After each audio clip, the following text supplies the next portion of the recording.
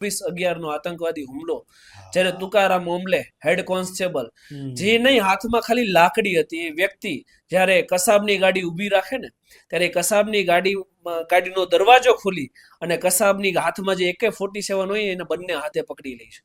એ કસાબ એ રિવોલ્વરથી AK-47 થી firing કરે છે, એના સીનાની આરપાર ગોળીઓ નીકળી જાય ને તોય એ ગન નથી છોડતા, AK-47 છોડતા નથી અને વીર ગતિ પામે છે. તો જ્યાં સુધી આવા તુકારામ ઓમ્બલે જેવા પોલીસ કર્મચારીઓ છે ને ત્યાં સુધી આપણા દિલમાં એવું થાય કે નહીં, આપણે સુકૂનથી ઓફિસ પર બેઠા છીએ, સુકૂનથી ઘરની અંદર બેઠા છીએ.